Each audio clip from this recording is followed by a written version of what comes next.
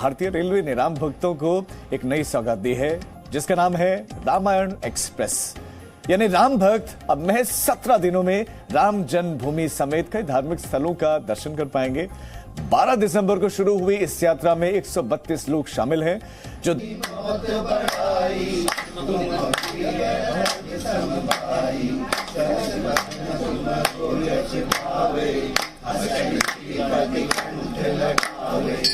देश के अलग अलग हिस्सों से ही नहीं बल्कि विदेश से भी राम भक्त इस सफर का लुत्फ उठा रहे हैं। IRCTC द्वारा चलाई जा रही डीलक्स टूरिस्ट ट्रेन दिल्ली से शुरू होकर रामेश्वर तक का सफर तय करती है। रामायण एक्सप्रेस सभी सुख सुविधाओं से लैस है। किचन से लेकर कोच तक यात्रियों को बेहतरीन सुविधाएं उपलब्ध कराई गई हैं, ताकि अपने आराध्य श्री राम के दर्शन में उन्हें किसी तरह की तकलीफ ना हो। साथ ही कोरोना महामारी को ध्यान रखते हुए सैनिटाइजेशन का पूरा ख्याल रखा गया है।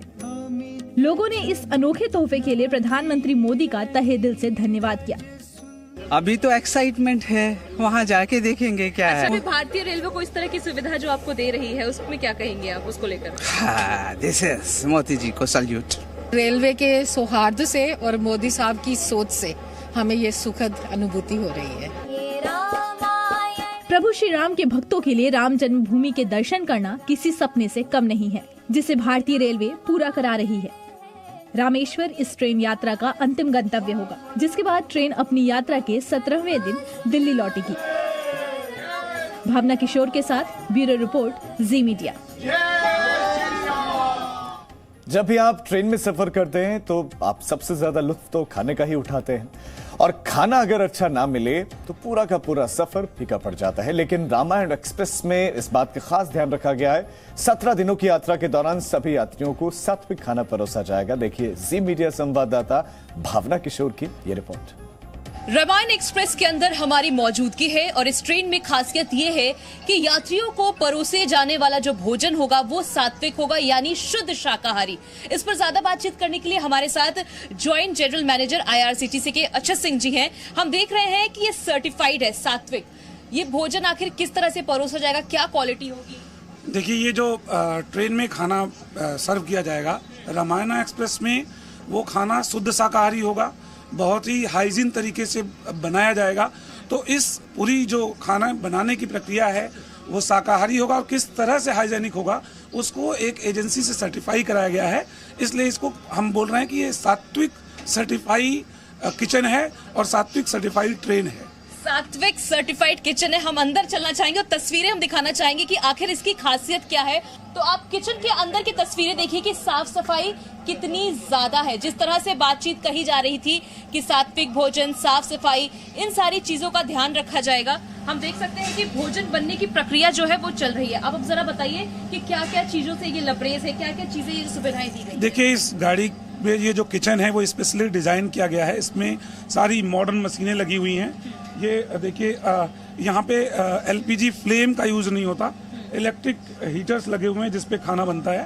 पूरे 150 आदमियों का खाना तीनों टाइम सात्विक तरीके से तैयार होता है। प्योर वेजिटेरियन खाना है, नॉनवेज नाम की कोई भी चीज़ यहाँ पे नहीं है। ट्रेन में 2 रेस्टोरेंट हैं, वहाँ पे खाने की सर्विस की जाएगी। वहाँ पे जो स्टाफ सर्विस करता है वो भी, उसका भी पहनावा, हाथ में ग्लव्स, मास्क, एवरीथिंग, हर एक चीज़ का ध्यान रखते हुए दोनों रेस्टोरेंट में, ट्रेन के रेस्टोरेंट में खाने की सर्विस होती है। क्या ऑन डिमांड भी अगर किसी को कोई चीज खाने की जरूरत है या किसी की इच्छा है तो उस पे भी मिलेगा? जी देखिए, एक खाने का एक पूरा कंप्लीट मेन्यू है। अच्छा। वो तैयार करके दिया जाता है और वो अनलिमिटेड दिया जाता है। तो जो भी लोग रेस्टोरेंट में बैठे हैं उनको जितना भी चाय, कॉफ़ी, नाश्ता जो भी चाहिए वो अनलिमिटेड, उसको कुछ पे करने की जरूरत नहीं है। भरपूर मात्रा में अनलिमिटेड क्वांटिटी में मिलता है। अच्छा सर, आप क्वांटिटी की बात करें, अगर हम बात करें कि क्या क्या चीजें उस मेन्यू में है, क्योंकि हमारे जो दर्शक है वो जानना चाहेंगे कि रामायण एक्सप्रेस तो बहुत ज्यादा लग्जरियस ट्रेन है, तो खाने में आइटम क्या क्या होने वाले? जैसे कि मैं बताऊँ, सवेरे जब टूरिस्ट उठता है तो उसके केबिन में चाय और बिस्किट पहुँच जाता है। उसके बाद 7:30 8 o'clock के आसपास उनको रेस्टोरेंट में बुलाया जाता है, वहाँ उनका ब्रेकफास्ट सर्व होता है। ब्रेकफास्ट में उनके लिए पोहा, उपमा और उसके बाद दलिया और ब्रेड टोस्ट, चाय, कॉफ़ी, पूड़ी, सब्जी, पराठे, ये सब वैरायटी होती है। उसके बाद फिर उनको चाय और कॉफ़ी की मात्रा तो उनको जितनी बार चाहिए उतनी बार मिलती है। दोपहर में भोजन होता है जिसमें वेजिटेरियन सूप, पनीर की सब्जी और दूसरी हरी सब्जियां, दाल, और कभी कभी चेंज करने के लिए उनको कढ़ी। मतलब यात्रियों को किसी भी तरह से 17 दिनों में अपने घर की याद नहीं आएगी। तो रामायण एक्सप्रेस में ये सारी सुविधाएं दी गई उन यात्रियों के लिए जो यात्रा कर रहे हैं। किचन के बाद हम आपको दिखाते हैं ट्रेन का वो रेस्टोरेंट जहां सभी यात्री साथ में खाने का लुत्फ उठा रहे हैं और भगवान राम के गुण गा रहे हैं।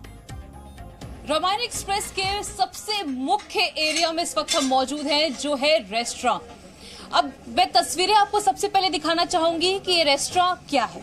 एक बार मैं चाहूंगी कि आप देखिए, हम किसी सीपी के रेस्टोरेंट में नहीं मौजूद हैं या किसी शहर के मुख्य भाग के किसी रेस्टोरेंट में मौजूद नहीं है। रामायण एक्सप्रेस के कोच को बेहतरीन ढंग से एक रेस्टोरेंट का रूप दिया गया है और आप देखिए कि जो यात्री हैं वो यहाँ पर बैठे हैं और चाय का लुत्फ उठा रहे हैं, क्योंकि ये शाम का वक्त है और टी टाइम है और ऐसे में यात्री अपनी अपनी जगह ले रहे हैं और चाय का लुत्फ उठा रहे हैं। मैं दिखाना चाहूंगी कि उनके टेबल पे इस वक्त क्या क्या है।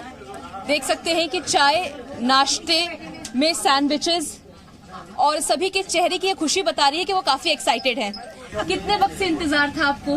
बहुत बड़ी जिंदगी गुजर गई थी इंतजार में, अभी मिला है ये मौका। ऐसा दर्शन के लिए जा रही हैं? दर्शन के लिए जा रहे हैं, बहुत खुश हैं, बहुत आनंद में, और ऐसा साथ सबका एक ही विचारधारा। अच्छा। सब एक ही जगह, एक ही तरह के लोग, बहुत मजा किस तरह की एक्साइटमेंट है? प्रभु राम के अलग अलग अलग दर्शन रूप, करेंगे। हाँ। माता सीता, सबसे ज्यादा एक्साइटमेंट कौन से मंदिर के दर्शन को लेकर है? सबसे ज्यादा एक्साइटमेंट है अयोध्या रामलला के। खाना तो सर हम लोगों के कोच तक पहुंचा सकते थे, सीट तक पहुंचा सकते थे, तो ये अलग से रेस्टोरेंट का आइडिया। फिर लोग एक दूसरे से मिलते जुलते कैसे?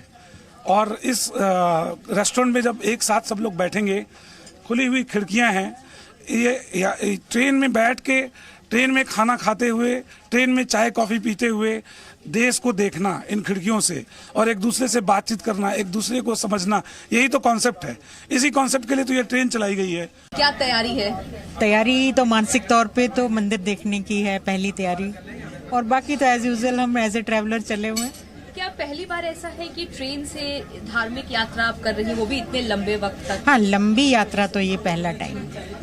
तेरे नाम का ढिंडोरा सारे जग ने सुन लिया है, कोई हार ले गया, मैंने फूल चुन लिया है, तेरे बाग से बिछड़ कर बाहर कहीं ना जा।